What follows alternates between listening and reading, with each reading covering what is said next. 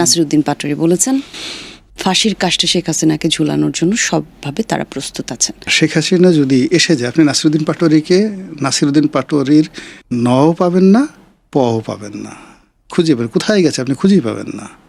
এটি হলো দুনিয়ার কোথায় যখন ঘূর্ণিঝড় আসে, সুনামি আসে, আপনি কোনো কিছু খোঁজ থাকে না। শেখ হাসিনা যদি আসার পরে যে পরিবেশ পরিস্থিতির সৃষ্টি হবে, আপনি অন্য কোনো শব্দই শুনতে পাবেন না, কোনো নাম নাই, কোনো গন্ধ নাই, কোনো শব্দ নাই, চারিদিকে শুধু হাসিনা, চারিদিকে জয় বাংলা।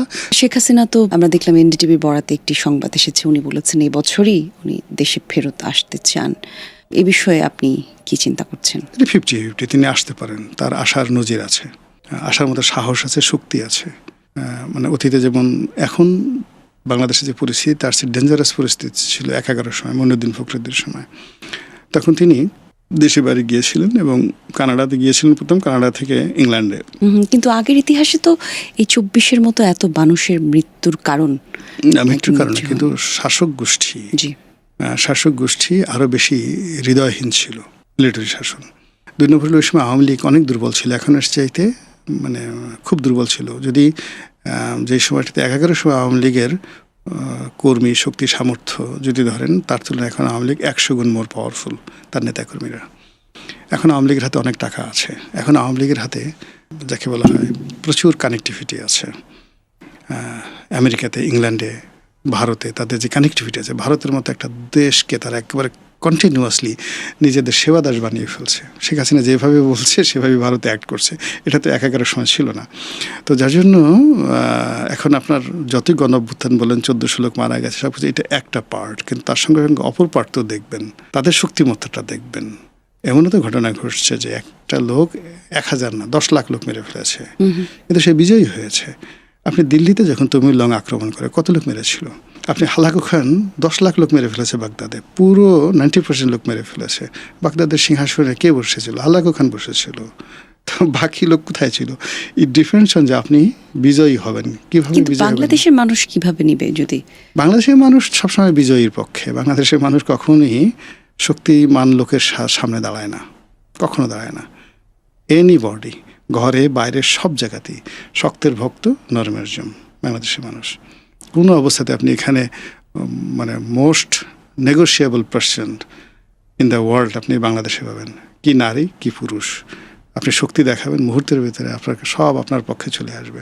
আপনি দুর্বল হবেন, প্রত্যেকটা মানুষ আপনাকে খামসি দিয়ে গলা টিপে আপনাকে মুহূর্তের মধ্যে মেরে ফেলার চেষ্টা করবে। তো এখানে শেখ হাসিনা শক্তি দেখাবেন, বিজয়ী হবেন, ফিরবেন, সব কিছু করবেন। এখানে তার সফলতার উপর নির্ভর করবে পাবলিক কী মনে করবে।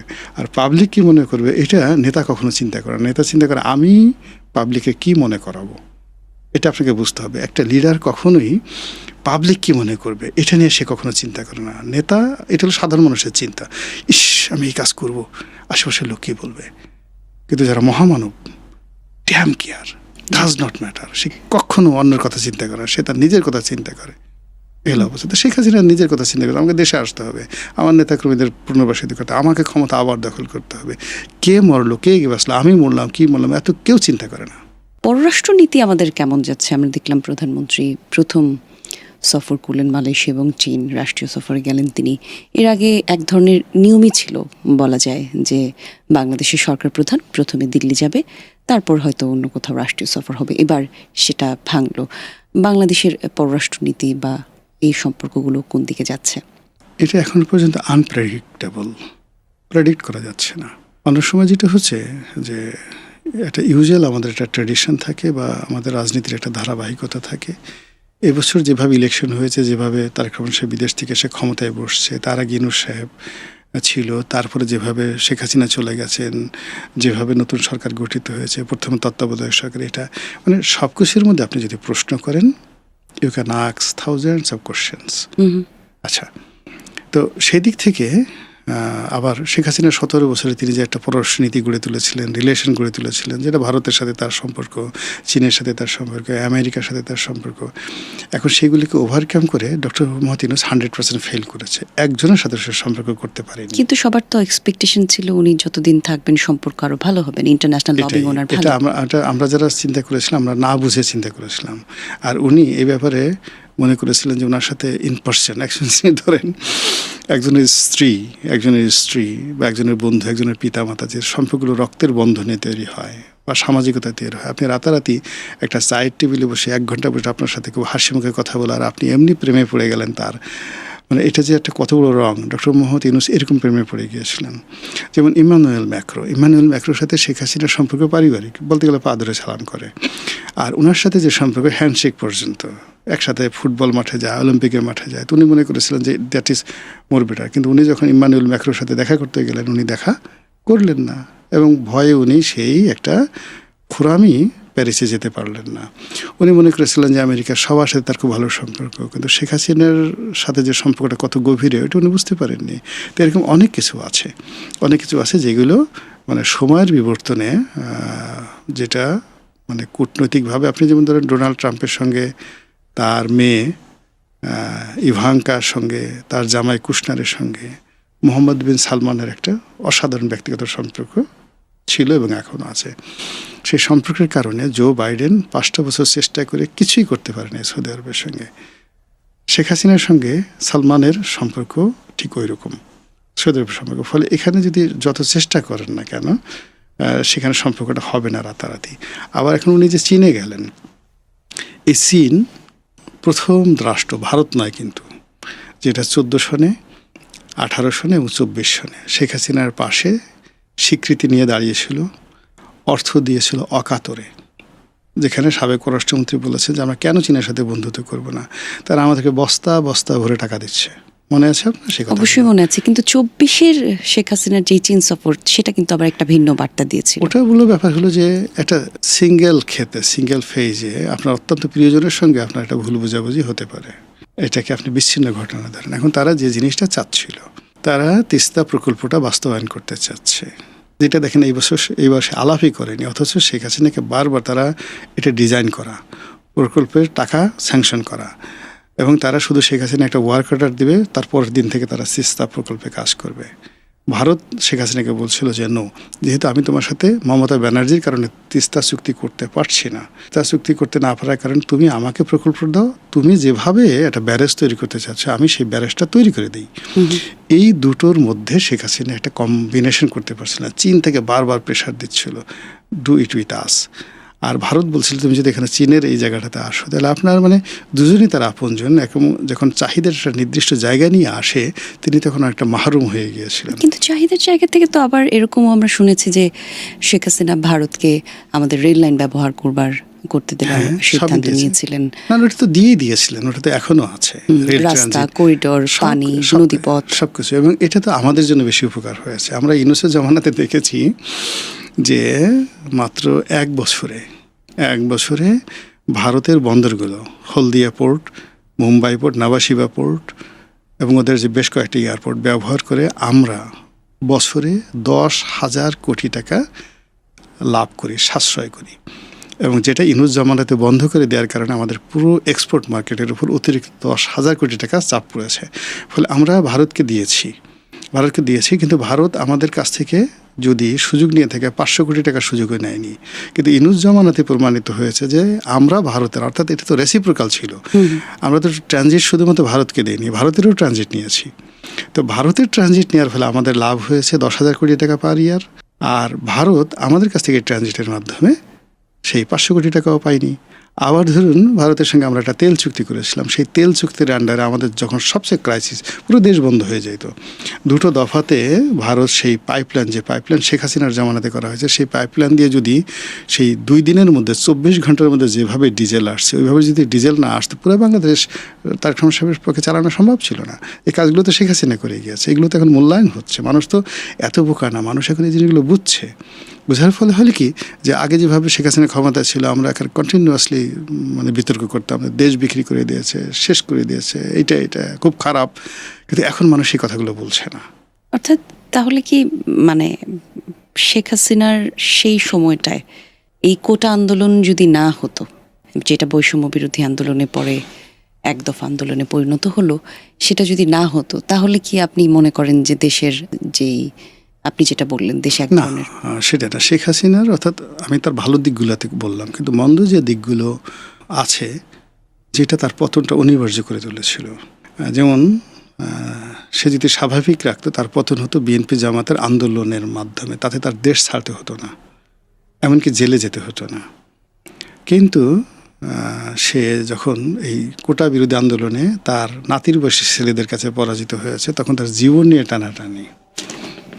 তো কাজেই যদি এটা না হতো, কোটা বিরোধী আন্দোলন না হতো, তাহলে হয়তো শিশু বিদ্রোহ হতো, মানে 6-7 ছেলেরা মেয়েরা তারা রাস্তায় বের হতো, বা নারী বিদ্রোহ হতো, মানে এটা হতো অনিবার্য হতো। এবং সেক্ষেত্রে এখন যে ক্ষয়ক্ষতি হয়েছে, উনি যদি আরও 2 বছর থাকতেন, ক্ষয়ক্ষতি আরও বেশি হতো।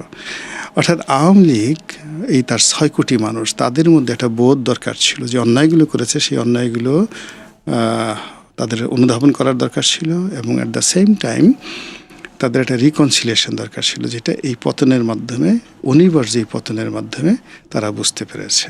শেখ হাসিনা তো আমরা দেখলাম এনডিটিভি বরাতে একটি সংবাদ এসেছে, উনি বলেছেন এই বছরই উনি দেশে ফেরত আসতে চান।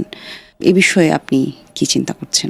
50-50 তিনি আসতে পারেন, তার আশার নজির আছে, আসার মতো সাহস আছে, শক্তি আছে।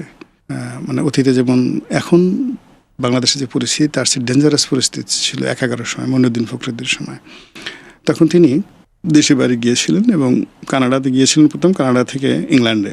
কিন্তু আগের ইতিহাসে তো এই 24-এর মতো এত মানুষের মৃত্যুর কারণ, মৃত্যুর কারণে কিন্তু শাসক গোষ্ঠী আরও বেশি হৃদয়হীন ছিল, মিলিটারি শাসন।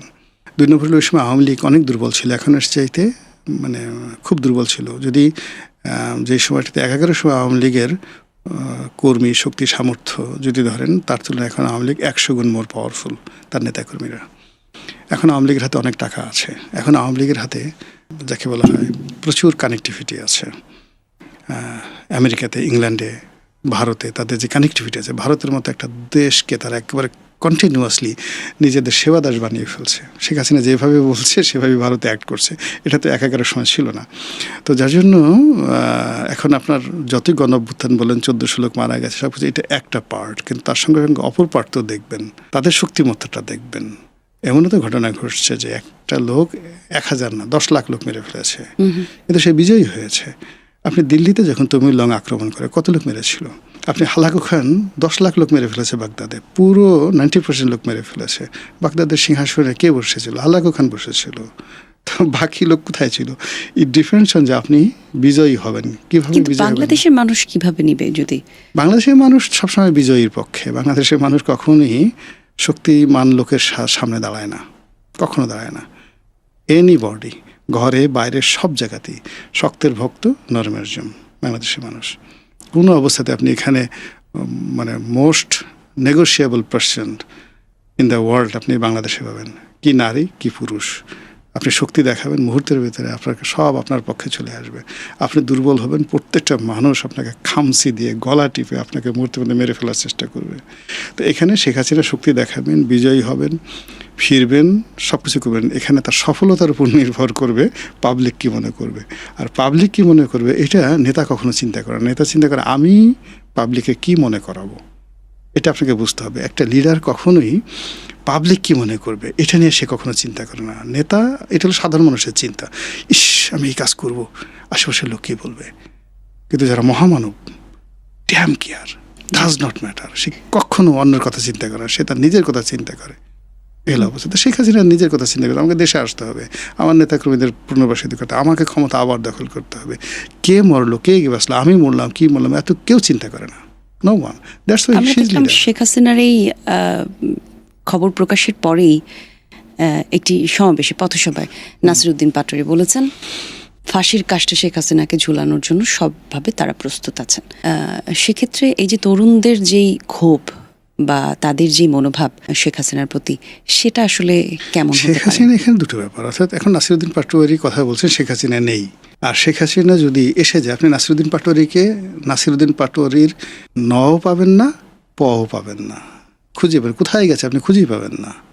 এটি হলো দুনিয়ার কোথায়, যখন ঘূর্ণিঝড় আসে, সুনামি আসে, আপনি কোনো কিছু খোঁজ থাকে না। শেখ হাসিনা যদি আসতে পারবেন কিনা আল্লাহ জানে, উনি জানেন, ওনার কপাল জানেন। উনি যদি আসেন, আসার পরে যে পরিবেশ পরিস্থিতির সৃষ্টি হবে, আপনি অন্য কোনো শব্দই শুনতে পাবেন না, কোনো নাম নাই, কোনো গন্ধ নাই, কোনো শব্দ নাই, চারিদিকে শুধু হাসিনা, চারিদিকে জয় বাংলা, চারিদিকে শুধু অবস্থা। আপনি দেখেন যেদিন সে মানে আমি বলেছিলাম এই সময়টাতে যে তারেক রহমান সাহেব যেদিন আসবেন ওদিন যমুনা থাকবে না, যমুনার ঢেউ নাই, কোনো মানুষ ডক্টর ইউনূসের কাছে যাবে না, পুরো রাষ্ট্র যেদিন থেকে আসবে তারেক রহমান সাহেবের কথা মতো চলবে। তাই হয়েছে। আবার যদি এই বাধা অতিক্রম করে শেখ হাসিনা যেই দিন এয়ারপোর্টে আসবে ওই দিন থেকে তার কথায় সব কিছু চলবে, তিনি যদি আসতে পারেন। This is the history. রাজনীতি বিশ্লেষক, আপনি সবার সঙ্গে এক জায়গায় বসেন, কথা বলেন, রাজনৈতিক মতামত আদান প্রদান করেন, কিন্তু আপনি জামাত এবং এনসিপির সাথে বসতে চান না। না, জামাতের সাথে বসতে চাই না। এনসিপি তো বলতে গেলে আসলে আমার ছেলেদের বয়সী। এখন এদের সঙ্গে মানে এরা বিভিন্ন জায়গাতে যে কথাবার্তা বলে, মানে এদের সঙ্গে হয় কি যে বসে আমি কী আলোচনা করব, আলোচনা করার মতো আমি তো কিছু দেখি না।